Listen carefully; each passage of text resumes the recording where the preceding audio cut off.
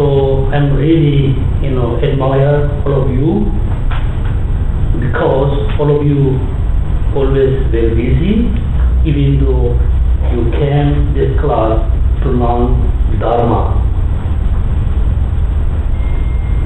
Because since we born, so we try to achieve happiness. We try to achieve lasting happiness, but most of us fail to achieve the lasting happiness or happiness. So we gather here, not we are having some party, we have some kind of politics talk. We gather here because we really want to learn Dharma. So until now, some of you just follow the Buddha Dharma because we thought this is our tradition or this is our culture. Some of you follow the Buddha Dharma because you thought or you have been thinking, if I practice Buddha Dharma, I will be very happy, which is correct. But most of the time, we not really follow the Buddha Dharma. Most time we follow the Buddhist tradition or Buddhist culture. If we follow only the Buddhist culture, Buddhist tradition, we never ever achieve lasting happiness. We never ever achieve nirvana.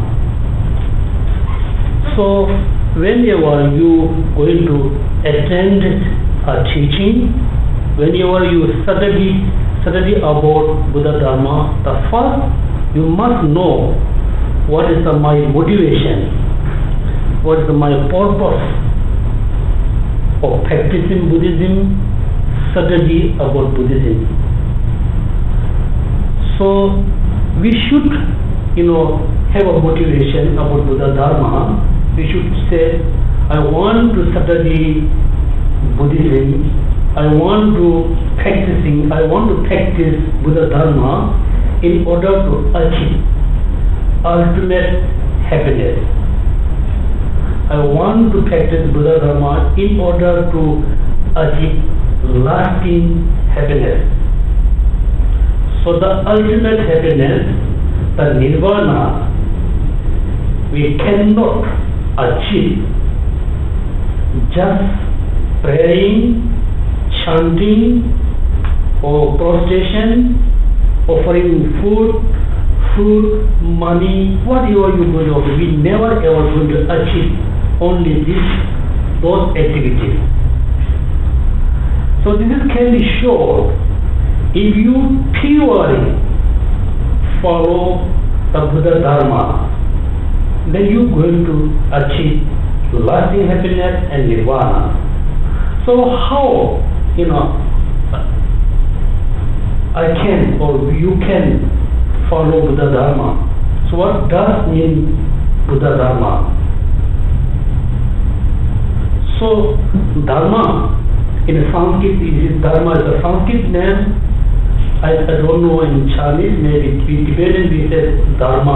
Dharma means transform your mind into positive way, changing your mind into positive way. So if you are able to changing your mind into positive way, if you are able to transform your mind into positive way, just that moment you can have a happiness. But the more time we fail to transform our mind into positive way, or more time we fail to transform our mind into good way. That's why some of you have been practicing Buddhism almost 30 years, 20 years, 40 years, 50 years, 60 years. But your happiness almost same 10 years ago, 20 years ago, 30 years ago, completely almost same. So everybody must understand, before we became Buddhist, first we must become good person, good man, good woman, good father, good mother. Second step, once you become good human being, then you almost become good Buddhist. So in order to become good person, what does I mean here good person? It's not like physically nice, physically beautiful, mentally. So how I can be mentally good person, mentally happy person? Because then we have to change our mind into positive way. We have to transform our mind into positive way. So once you are able to transform your mind into positive way, bit by bit, within 1 year, you can be nice person. You can be nice parent, nice brother, nice sister. Even though you have everything, all the external facility, if you are not mentally good person, you never became like good person, nice person, happy person. So the becoming happy person, achieving lasting happiness, achieving nirvana is the purpose of strategic Buddhism, the purpose of practicing Buddhism. But first we must know what is my achievement of this class. What I am going to achieve, what I am going to have attend this class. Somebody think, if I go to this class, maybe I can have a more successful life. Somebody may think, if I go to the class, recite some mantra, some chanting, I can have a more, successful like a business. No, you never can have this kind of thing attending this class.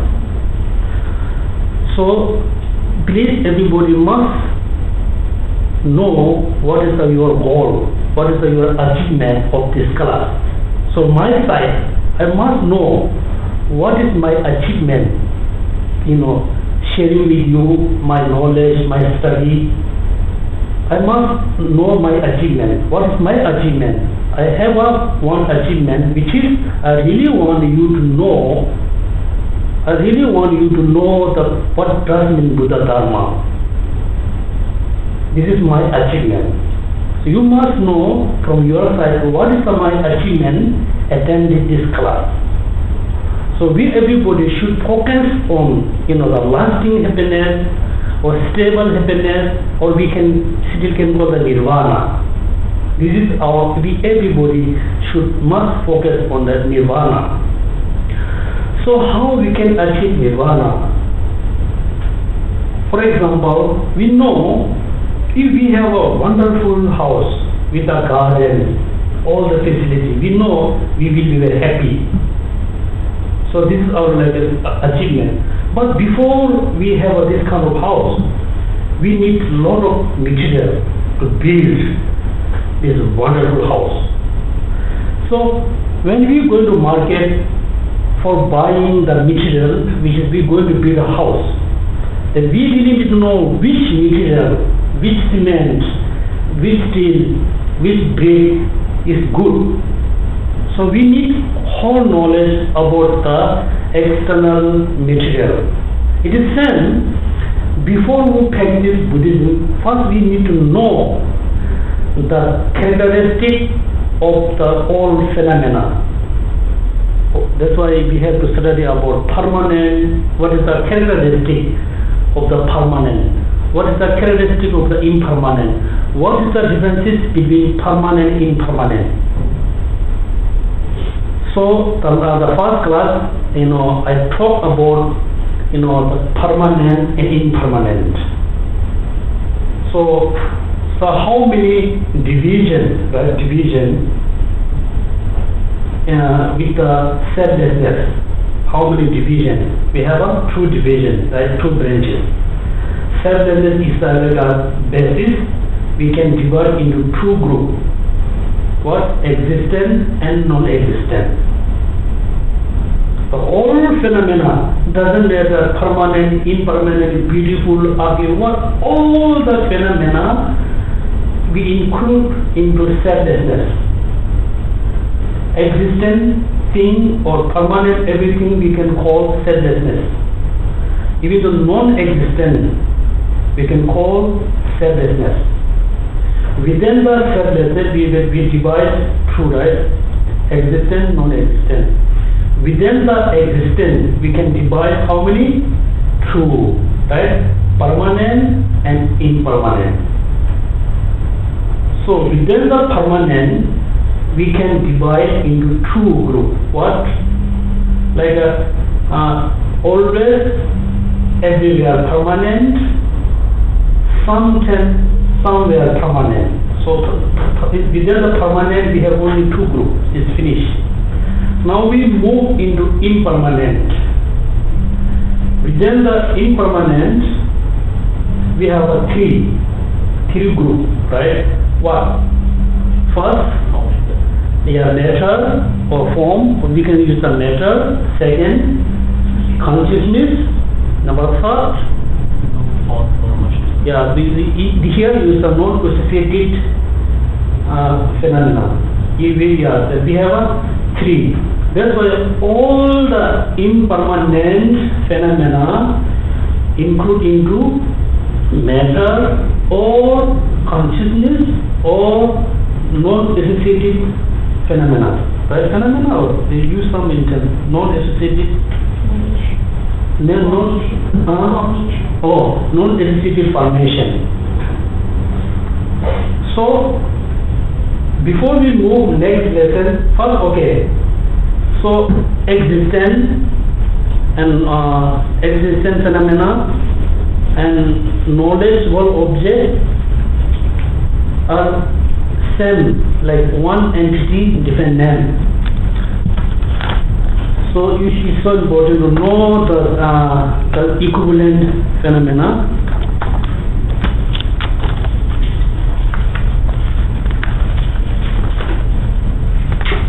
Okay, page number 365.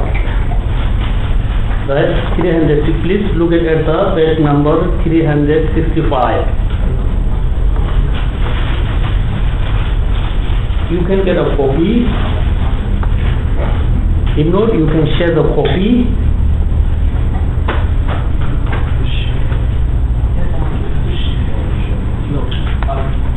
The first lesson, what you had is the second lesson. What Geshe would like to see is this one, right? Yeah, please distribute, whole pages for each student.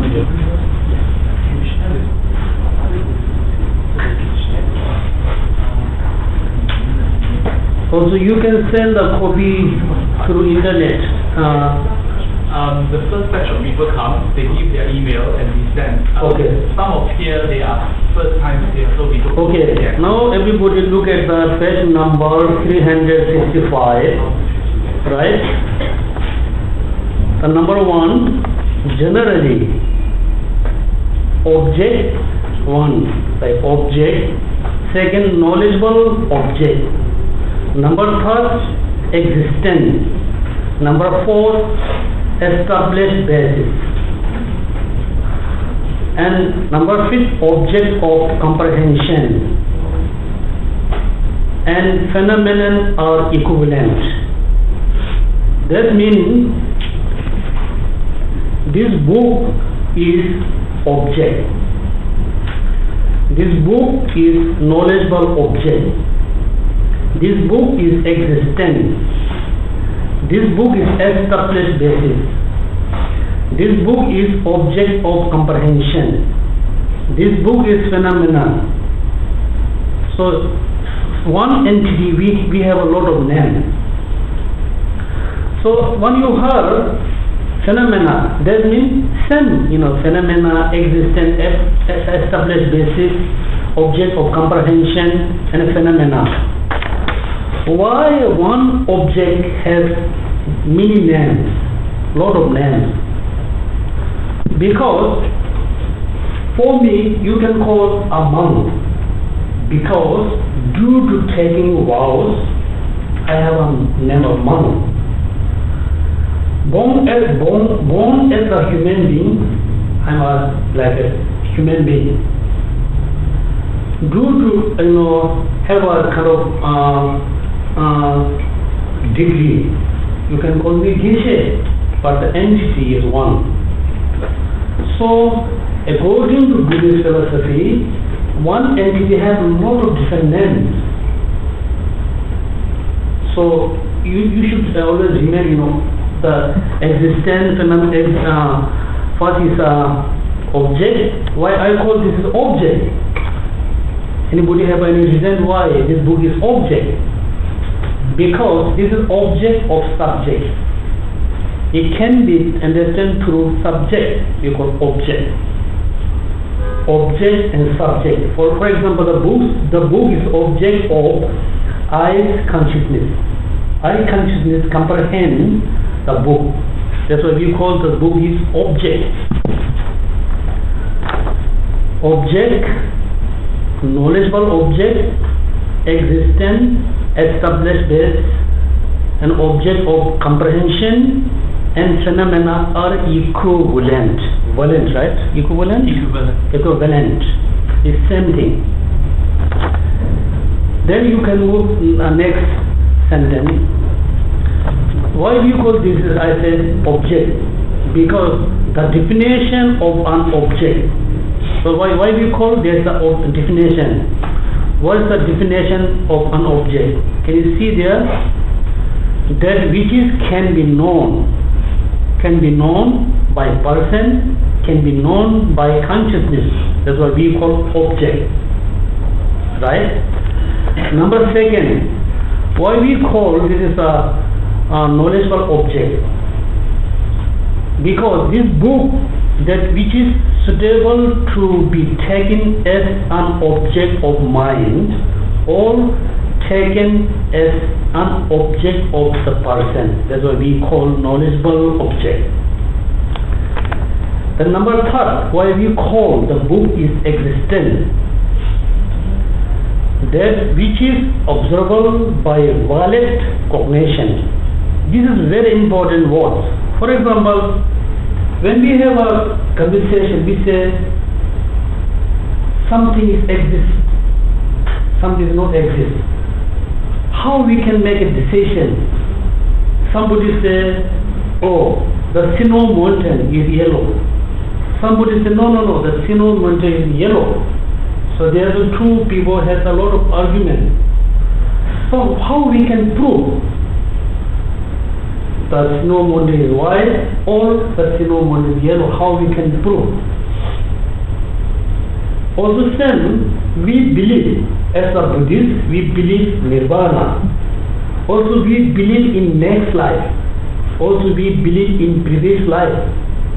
How you can prove? So that's why here I say a valid cognition. Most of us just believe in previous life because it says in the Buddha teaching, it says in the some master, it says by my parents. Somebody says, just I thought, I think there's a previous life.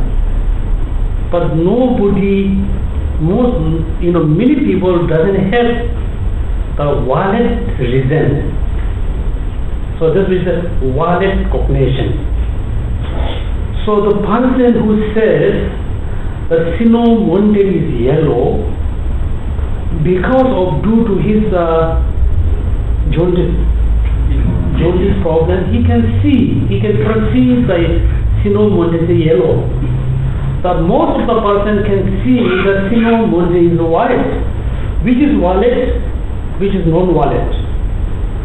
The person who sees the snow mountain is yellow, his cognition is the invalid cognition. The person who sees the Sinobuddhist wife, he or she, the cognition, the consciousness is valid. So that was due to the what we call established basis. That which is established for valid cognition. That's what we call the existence, established basis. Then we can move object of comprehension. Why we call this book is knowledge object of comprehension, that which can be cognized by valid cognition, or which can be cognized by valid or the truth person. Sorry, Geshe, yes, the last point that you mentioned, the book, it is an object of cognition, is because there is a valid cognition. For example, me has a valid conscious that can recognize it as a book. That's why it is a book. So without me, even that is on that set, in that form, it is still not a valid object of cognition. If there is just in case, if there is not any sentient being, then we cannot call this is a book, because nobody give a name as a book. Also, it is so difficult to prove. Right now, we sit in the class. Of course, everybody does think about some object in your home, in your room, your house, like a laptop, like a TV, like toys, like money or wallet. You can think about that. We think the objects exist right now, but how do you know? Think about right now. I just think a small statue in my room. I thought the statue exists there, but how I know? So without kind of cognition, without kind of valid cognition, we cannot say, yes, maybe my things are in my room, but it's so difficult to prove. Also, when you look at the object, when you look at this book, the book is different. When you don't look the book may be different. The nature will be different. Because due to the name, due to the person possesses as a possess. For example, when you look at a laptop in the shop, you can have a different perception. After you take money, when you have the laptop is different. But the reality, the laptop is same. But due to our perception, due to our thoughts. So he mentioned, if there is no any valid cognition, the object exists or not. I said, if there is no any valid cognition, if there is no any name, yes, there is nothing. Singapore. 200 years ago, there was no Singapore, just empty of island. And somebody came and lived there, and somebody just give a name, this land as Singapore. So what is the relation between the empty of the land and the Singapore? If there is no person, then there is no Singapore. If there is no any human being, then there is no samsara, there is no like a nirvana. Because everything exists because due to giving name from us. This brings out a very important point. When we say that when there is no person, there is no Singapore, it doesn't mean that the island is not there. But there is no island. There is something but no island. So just let's look back at this book. If there is no person, even that as it is over there, there is something there. Yes. No book. But it's no book as in the name called book. The way that we recognize it as book. But the paper, you can't use the paper because it's all an object of cognition. So if it's not it is an object over there, but it's not the object of cognition, because without a cognition mind, you cannot object. Right. But it doesn't mean that it is nothing there. Something there. Right. Something there, but we cannot call this is book, this is table, this is house. But that, For example, when we have a new baby, something just baby, and somebody give a name, Lee or Sean or Michael or, since they give a name, then we thought, oh, just we call the name. But the reality, without name and intent, name and, for example, epistemology like a name or meaning of. Let's say, without name, there's nothing. So even though, the valid cognition is, so that's why I say here, object of comprehension, because that which can be cognized by valid cognition, that's what we call object of comprehension. And last number, the phenomena, that which is basis its own entity. So all these are, equivalent. Object, knowledgeable object, existent, established base, object of comprehension, and a phenomena are equivalent. So equivalent means, so there's a kind of 8 characteristic. For example, where the object of knowledge, where the knowledgeable object exists, there must be existence exist.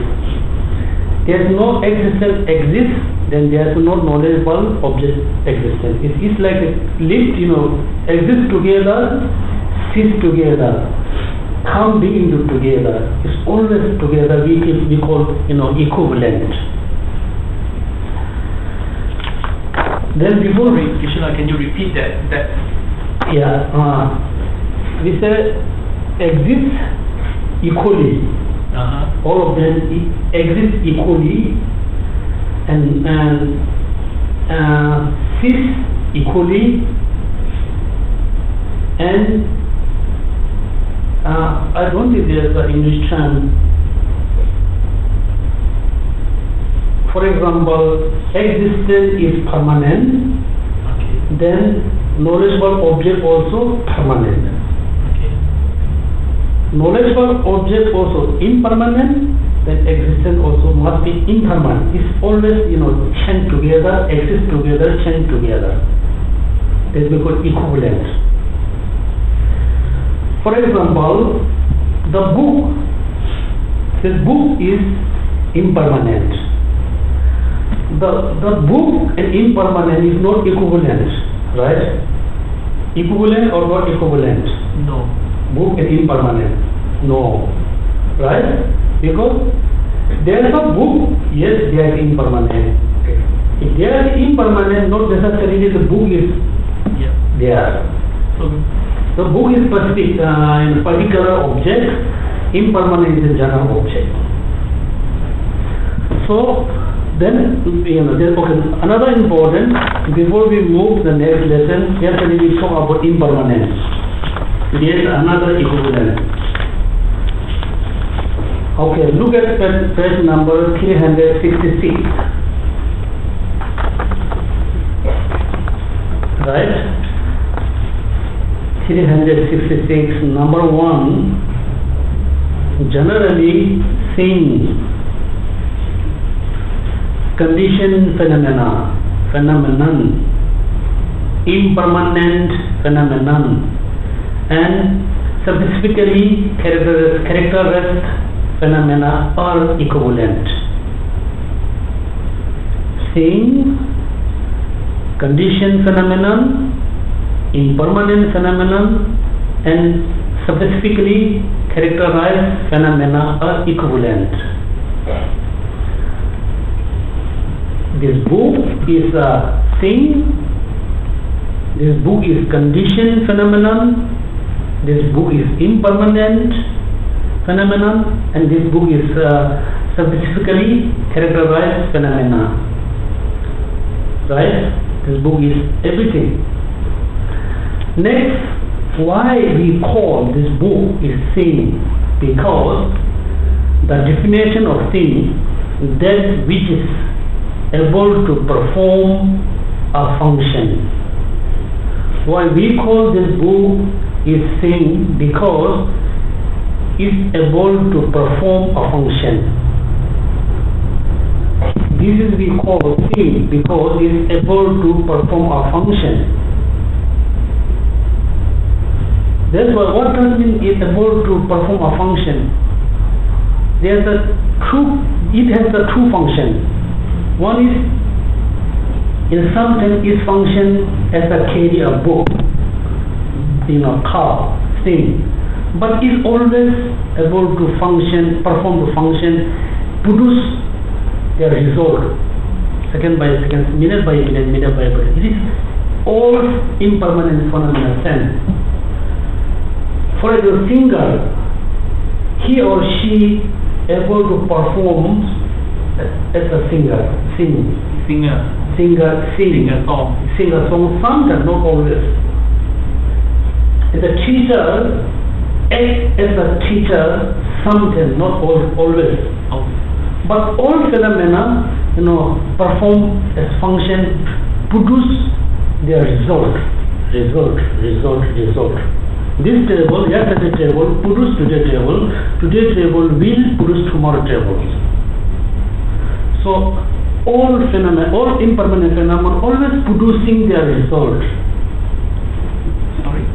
All impermanent phenomena produce their own result.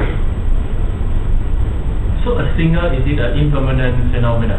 Singer, yes. Because when he or she doesn't sing, he is not a singer, he is a person. No. Still we can call singer in generally. But he or she not always sing song. But still he or she is a singer. But not all the time he or she sing a song. Right. But he or she always produce the result. So a cup produce a result contain water, but it may not all the time. But it produce what? The result. Second cup. Second cup. That's what we call, able to perform a function. Then now we need to think about the internal phenomena, the negative emotion, positive emotion. The negative emotion always produce negative result. The positive mind always produce the positive result. The negative mind, the more produce negative result, the more we have a suffering. The positive mind produce more positive result, then we have a more like a happiness. First we have to learn the relationship, cause and effect, cause and result in external phenomena. The second, we have to learn the relationship of our inner world. For example, we everybody know the barley seeds produce what? Barley. And the bean produce always bean, like bean and sprout and like a leaf, and finally bean. So we know in external phenomena there's a law of causality. They never, the beans, but in the long term, yes, sometimes when we break down, when we totally make a powder of the beans, we throw away, and sometimes the powder will become maybe barley. The barley become maybe like a bean, but not indirectly. Not directly, indirectly, yes. So, before we study about our inner world, first we have to study the external world, of the relationship between cause and effect. So here I said, is function able to perform, able to perform a function. What function? That means, able to produce the result. That's what we call seeing. Then, as you actually explained, second we can call the condition phenomena. Condition phenomena. Why? That which is arising from its own specific cause and condition. This is condition phenomena. Definitely because the impermanent things have been into exist due to the different causes and conditions. For example, this table is being into exist because due to so many come together many different causes and conditions. And there's a very big kind of debate about the sound. We understand this table, I break down this table, it became like many pieces, small we can make as a totally total. Then even though the small atoms go here and there, but the sound, for example, listen up, we have the sound, but the continuation of the sound remains continuously or is exists just after few seconds. So in like there's a quite strong argument about the sound between Buddhists and non-Buddhists. One of the non-Buddhists says the sound is kind of the characteristic of space. It remains all the time. They say, look at, if there is no space, no sound, right? No sound. Open the space, then sound. They say the sound is not coming only from the hands, it's coming from the space. They say the sound remains all the time, non-Buddhist. And we Buddhists say, no, the sound is producing from the matter, doesn't matter, the external matter or inner matter, but sound is produced by matter. The sound is arising through causes and conditions. The something arising through causes and conditions that never exists, not exist or not necessarily exist all the time. Something is ceased because due to the different causes and conditions. So you must know there's a lot of argue about the sound. But the most of the matter, there's no beginning point and there's no end point. But some Buddhists say, yes, I agree there's no beginning point, but there's some kind of, somewhere there exists point, cease point. So what do you think, I give it a homework, is there a beginning point or not? What's your answer? Beginning point. Anybody? If somebody thinks there's a beginning point, you have to explain with the reason. Or somebody thought there's no beginning point, then they have to explain through reasoning or logic. And some of you are new. So basically last week, the first lesson, Geshe-la, at the end of the lesson, Geshe-la gave a homework for us to go home to contemplate, is there a beginning? Or the first question is there a beginning? The second question is there an end? And the third point is, what is the subtler impermanent causes and conditions of the subtle impermanent? So some of you are first time here, but for those that are here for the first lesson, any thoughts from you? Karen? Well, I did think about it. I just felt there wasn't, because everything was continuing all the time. So where are you going to say that's the beginning? Where are you going to say that's the end? Because it's going continuous. Mm-hmm. Okay. That was my. Why not? Why not? There is beginning point. But where can you find it? Why not? Because of cause and effect. It's like the chicken egg situation. What comes first? Yeah. So how can you identify a beginning? Okay, good reason, very good reason. So, why there is no end? Why there is no end? Yes, we know, if we pushing, yes, I was born in India from my parents coming there. So if you go millions years before, we cannot find the beginning. There is a small end. Yeah. There are ends to some things, but yeah, some. Which thing has an end?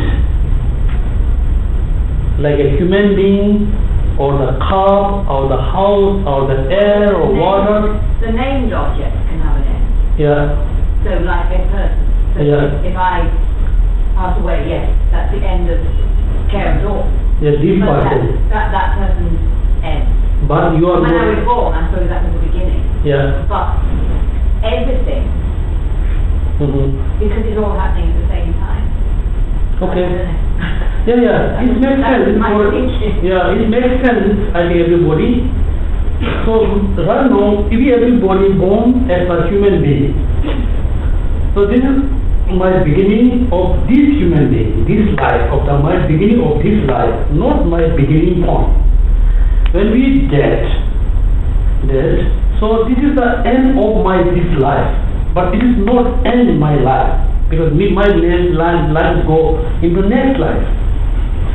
But this is very interesting debate. For example, we say, I will go in next life. We will go in next life. So which is really going? Our body, we know when someone passes away, we can see the body is remain there. The body is not going into next life. So what? And we Buddhists, we don't believe in like a soul. We don't believe in like a Atma, which is Hindu say Atma. So who is really going into next life? But everybody believes, right? There's a next life. Maybe somebody not. But it's the people, the person,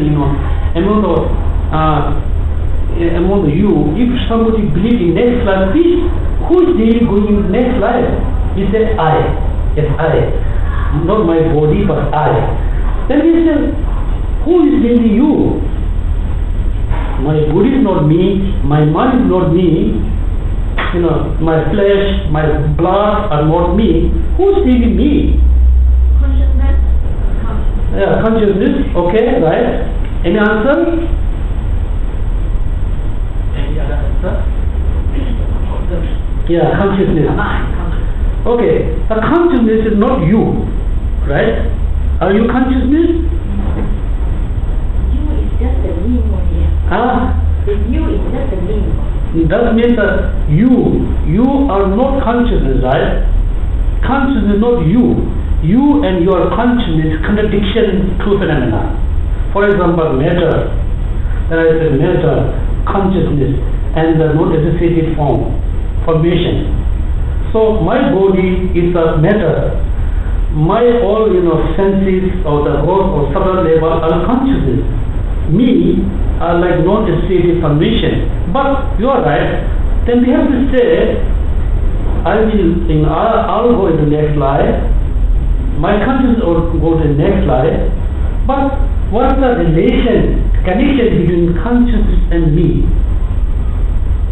How, we going into next life? So, so this is we had for the homework beginning. The number second, I said according to Buddhist philosophy, we said there are the two different levels of impermanence. One is gross level, one is subtle level. Everybody knows the gross level. Someone comes into exist, remains maybe 1 year, 2 years, then has gone. It's very gross level. If also I just pull, you can see gross level impermanence of the paper. But so difficult to understand the subtle level of impermanence. Once you understand the subtle level of impermanence, then you are really, beginning of the track of the practice, Buddha Dharma. That's why when Buddha taught about the Four Noble Truths, first, suffering. There are four characteristics, right? First, he taught about impermanence, the subtle level impermanence. If you really fail to understand subtle level impermanence, then your practice is not really going to be Buddhist practice. So subtle, it is so important to understand the subtle level impermanence. So what does mean here, subtle level of impermanence? Anybody? And subtle, what does mean subtle level, subtle impermanent? Yeah. Yes, I know everybody knows, but so what we say, hesitate to talk. Can we say that the subtler impermanence is changes impermanence that has to be explicitly observed? Explicitly observed means you have to have two reference points and to be able to compare these two to find the difference. And the 2 points, it has to be a very in a very fine way. So for example, for this second and the next second, 2 reference points, even if we were to observe it using our common sense, we are not able to tell the difference. Hence, we can't see the difference and there is no impermanence. To us, it remains exactly the same. But if you increase the time today and 1 week later, for example, to observe an apple, you will see the difference. So that gross impermanence is to be derived from observing these 2 points and to observe that there are a subtler change. Because it cannot be suddenly from like this and change to that in an observable way. So subtler impermanence, it has to be a 2 reference point that we are able to identify or recognize, see. Yeah, that's correct. Correct. Also, I think your kind of the conclusion is the Chandra said, if you want to know the subtle, very subtle impermanent, want to know, he said, you need to think about the changing of within 1 year. We can say there are changes within 1 year. And think about 6 months, then 3 months, then 1 month, then 1 day. But before are so difficult to see there's a something changing within 1 day. But there is changing 1 year, there must be changing within 6 months. If there is a changing, some object changing within 6 months, there must be a changing within 1 day. If there is something changing within 1 day, there must be changing 1 hour, 1 minute, then 1 second. 1 second is the millisecond. Millisecond divided into we can start the lifetime. That means the gross level impermanence come due to the subtle changes. For example, we build very solid building. A solid building not have a crack, right? Within 1 day. We can see in the ground there's something move. Then there's the pillar of move. The pillar of move, then the whole building will move. Then there's a crack. But it's very interesting. Think about everything which is be able to see, the table, the house, the boat, everything is started from very similar substance. For our body, it started from very, very small particle, very small. Then within few seconds, few minutes, bigger. Look, now our body is huge. Big. Then after we pass away, when we cremate our body or put in the ground, it becomes another particle. It means all the impermanent except the consciousness. Otherwise, all the impermanence started from very small particle into big matter and goes into subtle. Small to big, big to small, small to big. This is, I think, very important, very interesting. Also, the consciousness, look at it. When we get angry, when we get very upset, when we have a strong desire, strong attachment, right of the beginning point, for us so difficult to notice it, right? For example, when the anger has become so strong, then we can say, but the anger has not just become like a big, it's become very smaller to stronger, and finally we cannot control.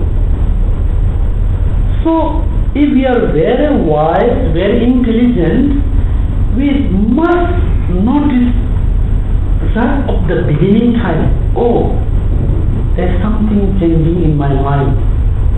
That it is to control. For example, fire. When the matches fire, it's very small. It's easy to snip. Very easy to distinguish. If the fire became quite big, we cannot, difficult to distinguish. So, due to study about the external phenomena, then we must understand, yes, my mind is not really, the anger is not really become very strong within 1 second, within 1 minute. So, we must notice that at the beginning. Then for us very easy to distinguish or very easy to control. Even though compassion, we cannot have a great compassion within few minutes, few seconds, few hours. We have to learn great compassion first. Very from the beginning, from very small amount. First, you should have a sense of great compassion within yourself. If you don't care others, first think about, you should have a great sense of compassion, a great sense of care yourself. We really care ourselves all the time? No. Sometimes we care ourselves, we eat good food, do exercise. Sometimes we don't care, we eat a lot. Sometimes we forget to exercise. We not really have a sense of great compassion ourselves. Second, once you have a really sense of great compassion, great love yourself, the second, you can learn, you can transform that great compassion for your brother, your sister, your children. Then you can extend the great compassion bit by bit. In finally, you have a really great compassion. So great compassion also, started from minor, very small amount, and the bigger and bigger. So here my main point is the finally is the conditional phenomena that which is arising from its own specific causes and conditions. The last one, impermanent, is interesting. The definition of unimpermanent phenomena, that which is stable to arise, abide. The pronoun is like abide, abide is a new for me. Then finally the abide and perish, right? Perish. Well, I check in the dictionary, it says perish. No, perish. Look at it. But according to Buddhist philosophy, arising, abide, and perish is same time, is happening same time. For example, we say arising, it means it's like abide, it's perish, it's changing. So when we say this is impermanent, you think it's arising, at the same time it's changing. It's sometimes, and also we say it's growing, the tree is growing, the person is growing, the baby is growing. But the reality, the baby is also decay. The baby also, abides, right? So according to Buddhism, three things always happen together. That's why this book is impermanent. The book is arising because arising through causes condition, abides because through causes condition, also finally perish due to causes condition. So what is I said what is the causes and condition of the subtle impermanence, of cause. So there is no any separate cause which is there is no the cause which is produced the thing, the cause also the cause of the subtle impermanence. Is clear, Sunam? The causes and condition which is produced the object also this is cause of the subtle impermanence. For example, the parents produce the children, or the parent is the causes and condition of the subtle impermanence of the baby. There is no second condition.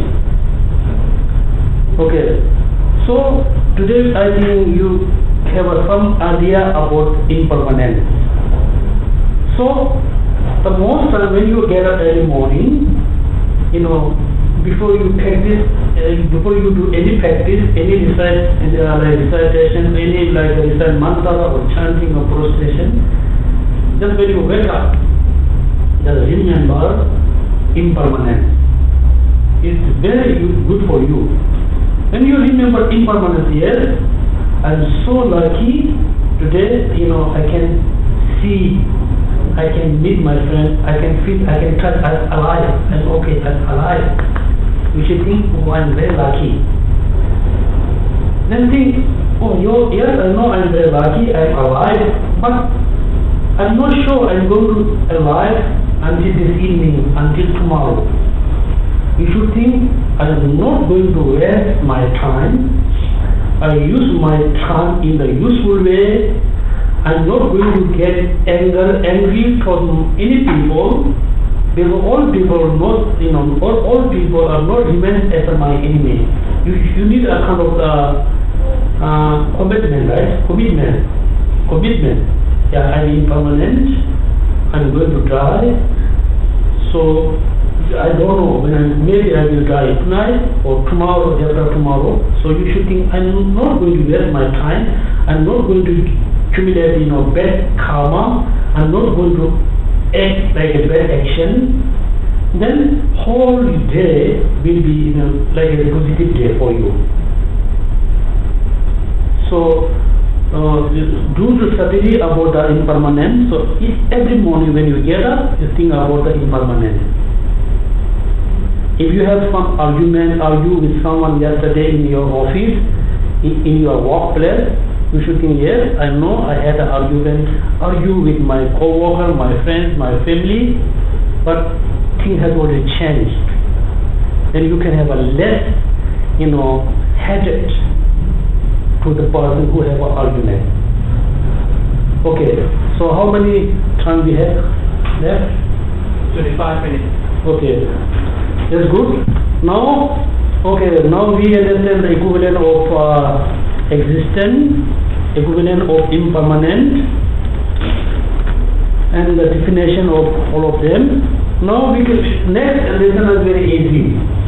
Okay, matter, consciousness, and not necessarily formation. Within the matter, there are two groups. What called external matter and internal matter. Very easy. The internal matter which is called the five faculty. Five faculty we call internal matter. I hope you know the five faculty like eye faculty, nose faculty, air faculty, and tongue faculty, and like the body faculty. So why we call it like internal faculty? That means the five faculties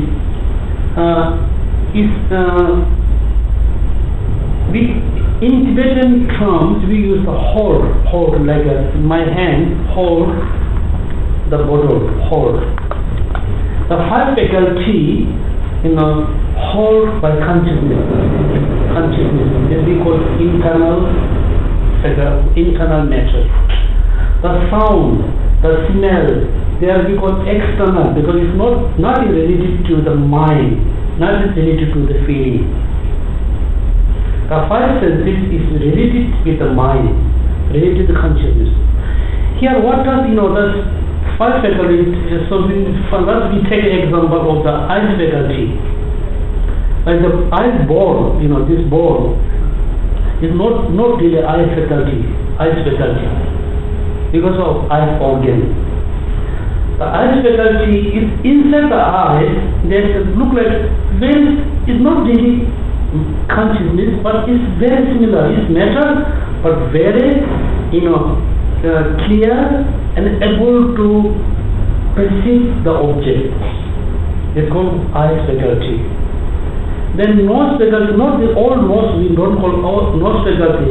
Within the nose, there's a very particular object which is also very clear and able to smell.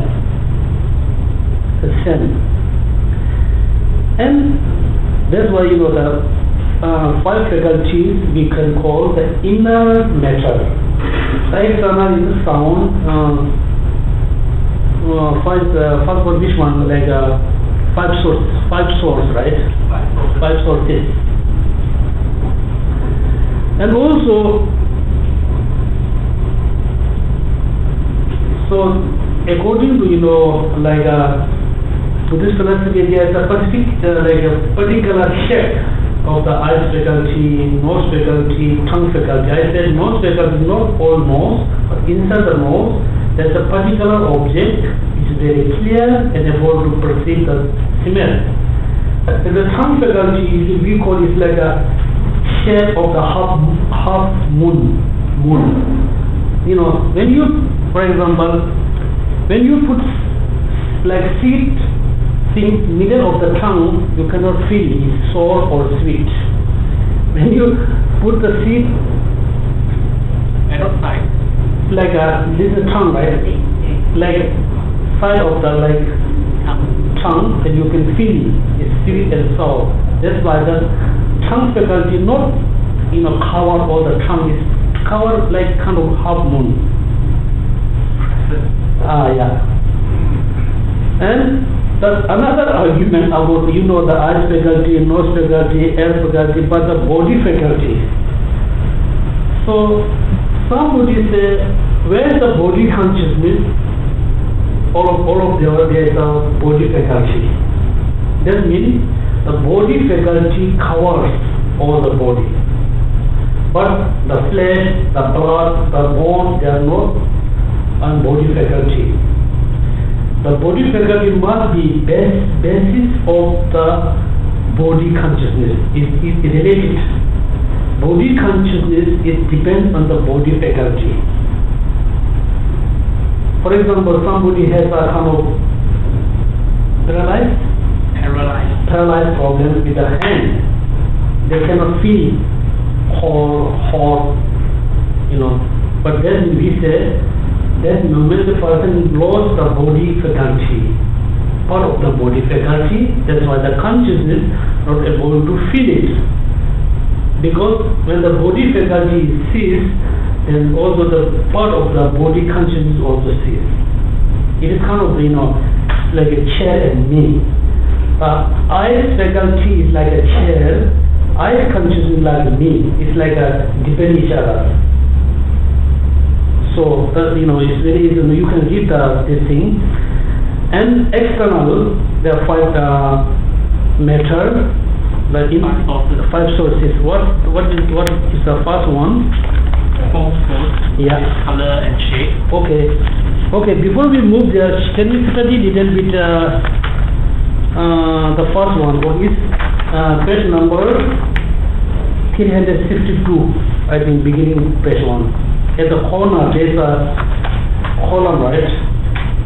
It is very interesting and also very important. Contradictory phenomena, connected phenomena, negation, right? So I said permanent and impermanent. Permanence and impermanence are contradictory phenomena, right? contradictory. So here doesn't mean contradictory, say, okay, two people has some contradiction, not like this. Permanent and impermanence, two objects are totally contradictory phenomena. Why? Why? Because there is not any common thing which is both. Phenomena is both. Yeah. Phenomena can be permanent, phenomena can be impermanent. So now, if you say permanent, then you say impermanent, total contradiction, and then means I am good or I am bad. Right? Right? Yeah. This good, debate based phenomena. In generally, phenomena is permanent. It's not necessarily all phenomena is permanent. For example, let's say human being is in general. Say like when we say phenomena, object of knowledge, they are permanent. Then you're going to say, oh, is this book permanent? Because this is phenomena. And I say it's not necessary. Phenomena is permanent. If something is phenomena, it's not necessarily permanent. And if someone said, phenomena is permanent, that means indirectly saying it is not impermanent. Right? If I say this object is impermanent, indirectly I am saying this object is permanent. That means saying, this is white, means this is not black. If this is black, then this is not white. So there is not any common phenomena which is both permanent and impermanent. That's what we call permanent and impermanent contradictory object. Existence and non-existence. No, existence exists and non-exists also contradictory. And white and black contradictory. But when we talk about the big and small, no. Big and small, no contradictory phenomena. Right. Here, relative, this book can be big, can be small. So, through study about the contradictory phenomena, external force, or let's say cold and hot, and black and white, contradictory. If you learn the relation between cold and hot, opposite force, then you have to transform, you have to bring the idea about the internal world. Then say compassion and anger are contradictory phenomena. The anger is arising, the compassion decreases. The compassion arising, anger is decreasing. So through study about external phenomena, for you very easy to understand, yes, if I develop compassion, the anger definitely, the anger going to be decreased. If I develop the anger, increase the anger, then definitely you should understand that compassion decreases. So through learning the contradictory phenomena, then you can understand, oh, there is a nirvana, there is a kind of Buddhahood. Because the positive minds and the negative minds, we use the S, positive minds, negative minds are contradictory phenomena. If the positive mind decreases, the negative mind increases. The negative mind increasing, the suffering increasing. The positive mind increasing, the negative decreasing. Finally, if you totally reach 100 degrees of positive mind, then you achieve nirvana, you are Buddhahood. Even you can achieve Buddhahood, nirvana in this whole, same time, because it's just internal force. It's increasing, decreasing like this.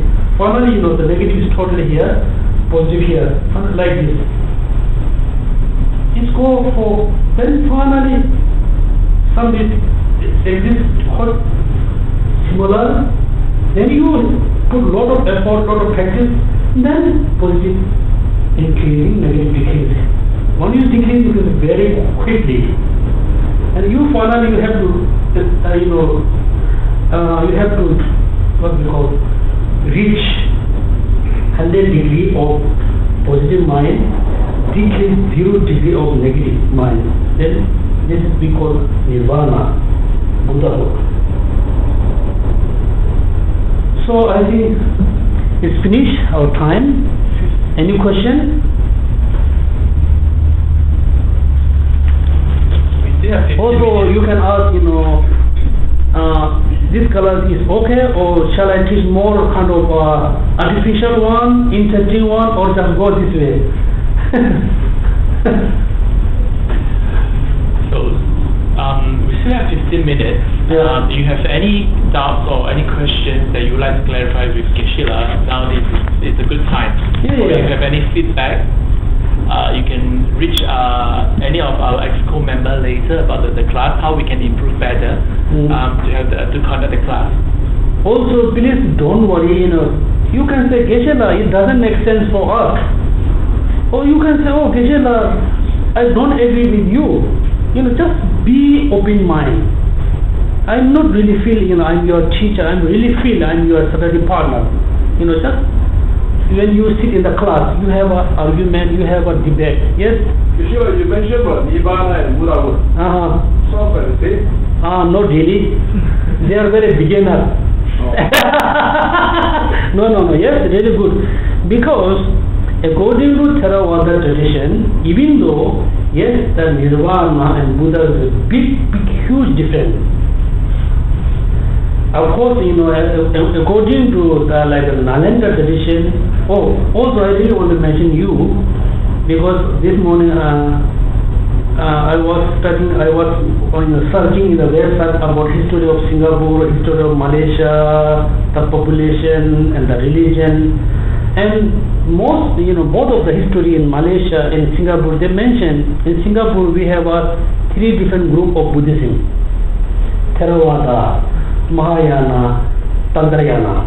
I think from my understanding this can't be a mistake. We should say Theravada and Mahayana. Within the Mahayana there are 2 groups, Sutrayan Buddhism and Tantrayan Buddhism. The Sutrayan Mahayana Buddhism, Tantrayan, both is included in Mahayana. Tantrayan is not separately Mahayana. The Tantrayan, Tantrayana Buddhism must include into Mahayana. Because when I was in Vietnam, also I searched the website of the Nibbana. I think it's created in Burma. Also they mention same thing, Theravada, Mahayana, Tantrayan. If we say generally Tantrayan, yes, Tantrayan is not include Buddhism. There is a Hindu Tantrayan or Buddhist Tantrayan. Within the Buddhist, when we say Tantrayana must include in Mahayana. Because why we call Mahayana and Hinayana, it's not depend. We're not talking about the person. We're not talking about just teaching. Maha, like what is a Maha? Great. Why, let's say we are like Mahayana Buddhists. Why we are like our country is greater than the others? Why? We have a same body. Why Maha? Maha is a Tantrayan, like a Sanskrit name, like bigger or greater. Look at the motivation. The person who practices Theravada Buddhism, they practice all the time in order to achieve Nibbana, only Nibbana, not Buddhahood, only Nibbana for themselves. The motivation is quite smaller.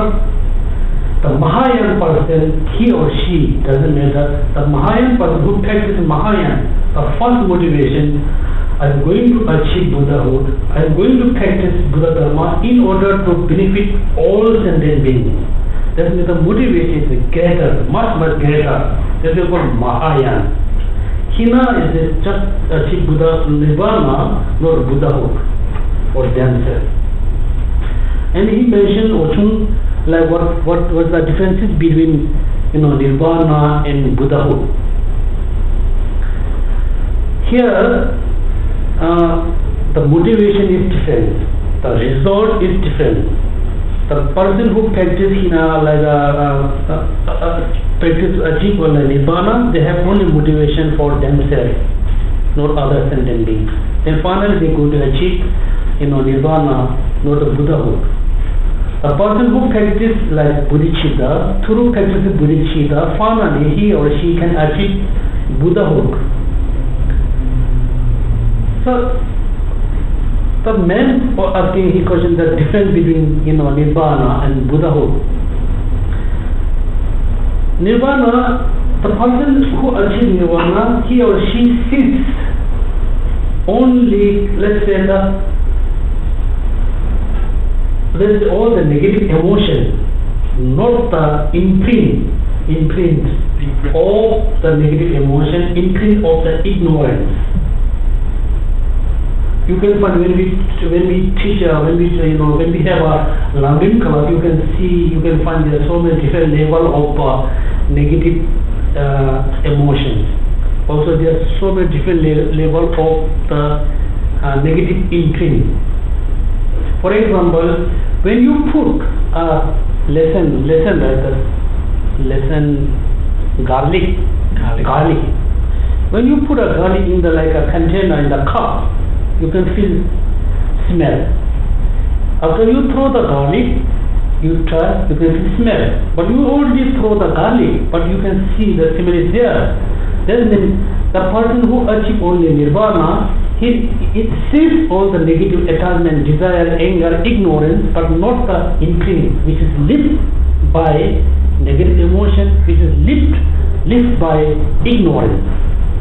The person who achieves Buddhahood, they shift all the negative emotion as well as that all the imprints, which is lived by all the negative emotion, lived by ignorance. So these are the differences. So, any question? Okay. So then we stop here. And really thank you so much for coming this class. So if you are not really busy, please come continuously for next class. For me, I really don't care the amount of the students. I really don't care. You can come 1 person, 2 person, 3 person. If you learn more, then you can understand more.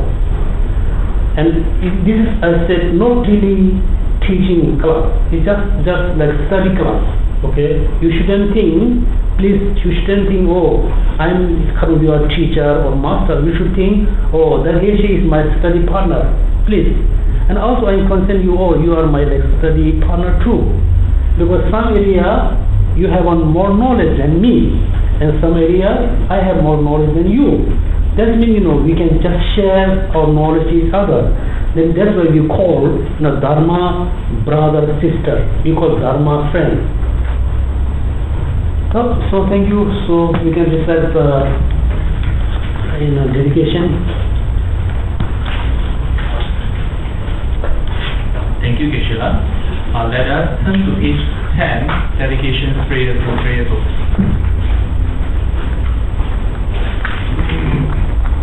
Dedication prayer. We shall recite in English. Due to the merits of these virtuous actions, may I quickly attain the state of a Guru Buddha, and lead all sentient beings without exception into their enlightened state. May the supreme jewel bodhicitta that has not arisen arise and grow, and where it has risen may it not diminish, but increase evermore. Just as the brave Manjushri and Samantabhadra too realize things as they are, also I dedicate all these merits in the best way that I may follow their correct example. I dedicate all these